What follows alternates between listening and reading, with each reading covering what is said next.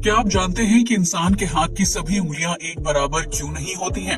क्या आपको पता है कि हाथ धोने का तरीका किस वैज्ञानिक ने इजाद किया था और उसका क्या कारण था? या फिर क्या आप ये जानते हैं कि शिमला मिर्च मेल होता है या फीमेल? अगर नहीं तो इस तरह के अमेजिंग फैक्ट्स जानने के लिए इस वीडियो को आखिर तक जरूर देखें। फैक्ट नंबर 1, भारत में नदियों का हाल किसी से छिपा नहीं है, जो आस्था का केंद्र तो है, लेकिन इन्हीं नदियों को सबसे ज्यादा गंदा भी किया जाता है। लेकिन क्या आप जानते हैं कि भारत में एक ऐसा राज्य भी है जहां बहने वाली नदी का पानी इतना साफ है कि उसमें गहराई में कई फीट अंदर तक देखा जा सकता है। मेघालय में बहने वाली उमंगोट नदी को भारत की सबसे साफ सुथरी नदी का दर्जा मिला हुआ है। इसका पानी कांच की तरह बिल्कुल साफ और चमकदार है। इस नदी पर नाव की सवारी करने के दौरान आपको कई फीट अंदर गहराई का नजारा देखने को मिलेगा, जो किसी अद्भुत नजारे से कम नहीं है। उमंगोट नदी को साफ रखने में राज्य के आम नागरिकों की सबसे अहम भूमिका है, जो न खुद नदी को गंदा करते हैं और न ही पर्यटकों को गंदगी फैलाने देते हैं। ये नदी मेघालय के जिस क्षेत्र में बहती है वहाँ आदिवासी समुदाय रहते हैं। ये लोग रोजाना नदी की साफ सफाई करते हैं, जो उनके पुरखों की आखिरी निशानी है। उमंगोट नदी को गंदा करने या उसके पानी में किसी भी तरह का कूड़ा डालने पर 5,000 रूपए का जुर्माना लगाया जाता है। ये नियम पर्यटकों समेत राज्य के आम नागरिकों पर लागू होता है। फैक्ट नंबर 2, वैसे तो पूरी दुनिया में पीने के साफ पानी की किल्लत है, क्योंकि मीठे पानी के स्रोत लगातार कम होते जा रहे हैं। लेकिन क्या आप जानते हैं कि विश्व में एक ऐसा देश भी है जिसके पास सबसे ज्यादा मीठा पानी है? इस देश का नाम है ब्राजील, जहां प्राकृतिक रूप से मीठे और साफ पानी के इतने ज्यादा स्रोत हैं कि वहां की जनता को कभी भी पीने के पानी की समस्या का सामना नहीं करना पड़ता है। ब्राजील के पास दुनिया में सबसे ज्यादा मीठा और पीने लायक पानी है, जिसकी कुल मात्रा 8,233 घन किलोमीटर है।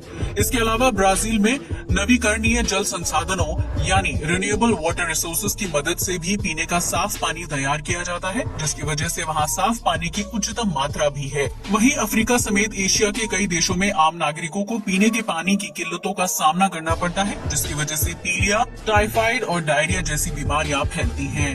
फैक्ट नंबर 3, अगर आप भी कार से यात्रा करते हैं और पार्किंग के दौरान आपकी कार भी पक्षियों के मल मूत्र से खराब हो जाती है, तो आप इस समस्या से आसानी से बच सकते हैं। इसके लिए आपको एक नकली सांप खरीदना होगा, जो किसी भी शॉप या बाजार में आसानी से उपलब्ध होता है। इसके बाद जब भी आप अपनी कार को पार्किंग में खड़ा करेंगे, तो उसकी छत या फ्रंट पर उस फेक स्नेक को रख दीजिएगा। ऐसा करने से ये होगा कि कोई भी बर्ड आपकी कार के पास आने या उसके ऊपर बैठने की कोशिश नहीं करेगी, क्योंकि पक्षियों को सांप से बहुत ज्यादा लगता है। ऐसे में खुद को बचाने के चक्कर में बर्ड्स आपकी कार के आसपास नहीं आएंगी और ना ही उसके ऊपर पॉटी करेंगी, जिससे आपकी कार पार्किंग में खड़े होने के दौरान भी बिल्कुल साफ रहेगी।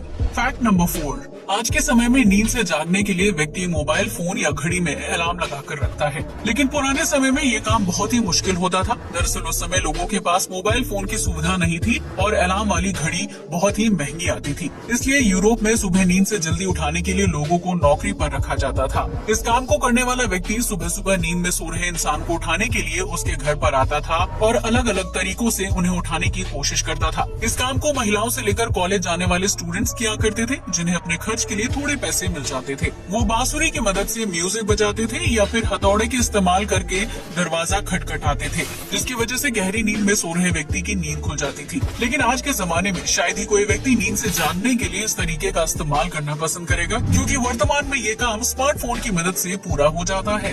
फैक्ट नंबर 5, जब कोई इंसान स्विमिंग करता है तो वो पानी के अंदर साफ देखने के लिए ग्लास यानी चश्मा पहनता है। लेकिन क्या आप ये जानते हैं कि एनिमल किंगडम में एक ऐसा जीव भी है जिसके पास प्राकृतिक रूप से चश्मा होता है? अगर नहीं तो हम आपको बता दें कि उस जीव का नाम उदबिलाव यानी ऑटर्स है, जो पानी के अंदर रहता है। इस जीव के पास पारदर्शी आईलैंड होते हैं, जिनकी मदद से ये पानी के अंदर गहराई तक स्विमिंग करने में सक्षम होता है। ये जीव दिखने में जितना छोटा और क्यूट लगता है, असल में उतना ही ज्यादा खतरनाक और आक्रामक भी होता है। उदबिलाव के जबड़े में बहुत ही नुकीले और तेज दांत होते हैं, जिनकी मदद से ये मछली समेत अन्य जलीय जीवों को मिनटों में चीर फाड़ करने की क्षमता रखता है। ऐसे में अगर आप पानी में स्विमिंग करते हैं तो इस पारदर्शी आईलैंड वाले जीव से सावधान होकर रहें। फैक्ट नंबर 6, अगर आपके घर में भी छोटे बच्चे हैं और वो दिन में कई बार रोते हैं, तो उन्हें चुप करवाने के लिए आप बहुत ही आसान और मजेदार तरीका अपना सकते हैं। दरअसल एक रिसर्च से पता चलता है कि जब कोई बच्चा रो रहा हो तो उसके सामने खड़े व्यक्ति को उससे भी जोर से रोना शुरू कर देना चाहिए। ऐसा करने से बच्चा कंफ्यूज हो जाता है कि व्यक्ति क्यों रो रहा है और इसी वजह से वो खुद का रोना भूल जाता है। इस तरह छोटे बच्चे का रोना आसानी से बंद किया जा सकता है। हालांकि इस दौरान आपको ध्यान रखना चाहिए कि बच्चा भूख या किसी दूसरी वजह से तो नहीं रो रहा है, लेकिन किसी शैतान बच्चे के बेवजह रोने पर आप इस तरीके को अपनाकर घर में शांति के माहौल में रह सकते हैं। फैक्ट नंबर 7, आपने कभी न कभी शिमला मिर्ची की सब्जी खाई ही होगी। इसके अलावा चाइनीज फूड में भी इसका काफी ज्यादा इस्तेमाल किया जाता है। लेकिन क्या आप जानते हैं कि इंसानों की तरह शिमला मिर्च की प्रजाति में भी मेल और फीमेल दो अलग अलग लिंग पाए जाते हैं? जी हाँ, आपने बिल्कुल सही सुना। हालांकि शिमला मिर्च में मेल और फीमेल का पता लगाने की ट्रिक बहुत ही कम लोगों को पता है, लेकिन आज हम आपको इस खास ट्रिक के बारे में बताने जा रहे हैं। अगर शिमला मिर्च के निचले हिस्से में 3 बम्ब होते हैं तो वो मेल होगा, वहीं अगर शिमला मिर्च में 4 या 5 बम्ब होंगे तो वो फीमेल होगी। इस तरह शिमला मिर्च के निचले हिस्से को देखकर उसके मेल या फीमेल होने का पता लगाया जा सकता है। क्या आप इस ट्रिक के बारे में पहले से जानते थे? फैक्ट नंबर 8, दुनिया भर में घूमने वाले लोगों की कमी नहीं है जो एक देश से दूसरे देश की यात्रा पर जाते हैं। हालांकि कोरोना महामारी की वजह से राष्ट्रीय और अंतर्राष्ट्रीय पर्यटन पूरी तरह से ठप हो गया था, जिसकी वजह से विभिन्न देशों को भारी नुकसान उठाना पड़ा है। लेकिन अब हालात फिर से नॉर्मल होने लगे हैं और पर्यटकों को घूमने के लिए आजादी दी जा रही है। लेकिन इस मामले में उज्बेकिस्तान ने कुछ अलग ही स्कीम लॉन्च कर दी है। दरअसल उज्बेकिस्तान सरकार ने अपने देश में पर्यटन को बढ़ावा देने के लिए ये घोषणा की है कि अगर उनके देश में घूमने के दौरान विदेशी पर्यटकों को कोरोना संक्रमण होगा तो उसका पूरा खर्च सरकार उठाएगी। इसके लिए उज्बेकिस्तान सरकार ने $3000 देने का ऐलान किया है ताकि विदेशी पर्यटक उनके यहाँ ज्यादा से ज्यादा संख्या में घूमने के लिए आए। आपको बता दें कि उज्बेकिस्तान सरकार ने इस अभियान को सुरक्षित यात्रा गारंटी का नाम दिया है, जो विदेशी पर्यटकों को आकर्षित करने के लिए बनाई गई है। हालांकि इससे उज्बेकिस्तान सरकार को कितना मुनाफा होगा ये कह पाना थोड़ा मुश्किल है, लेकिन शायद ही कोई विदेशी पर्यटक इस योजना से आकर्षित होकर अपनी जान खतरे में डालकर उज्बेकिस्तान घूमने के लिए जाएगा। फैक्ट नंबर 9, आज हम सभी लोग हाथ धोने का तरीका जानते हैं, जो बैक्टीरिया से छुटकारा पाने के साथ साथ स्वस्थ रहने का बेहतरीन तरीका है। लेकिन क्या आप जानते हैं कि इस खास ट्रिक की खोज किस वैज्ञानिक ने की थी? अगर नहीं तो हम आपको बता दें कि ये नेक काम जर्मनी के वैज्ञानिक डॉक्टर इग्नस सेमलवाइस ने किया था।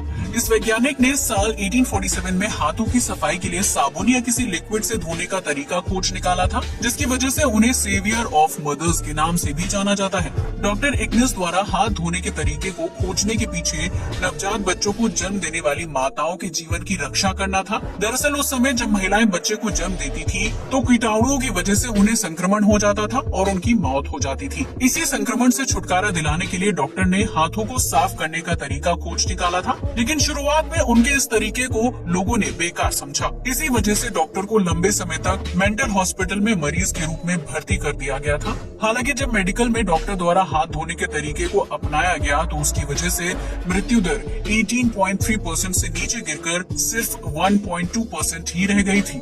इसके बाद डॉक्टर इग्नस के आइडिया को विश्व स्तर पर मान लिया गया। हालांकि तब तक साल 1865 में डॉक्टर की 47 की उम्र में मौत हो चुकी थी। इस फैक्ट से पता चलता है कि दुनिया पहले उस हर आइडिया को मानने से इनकार कर देती है जो विश्व में नए बदलाव और क्रांति लाने का काम करता है।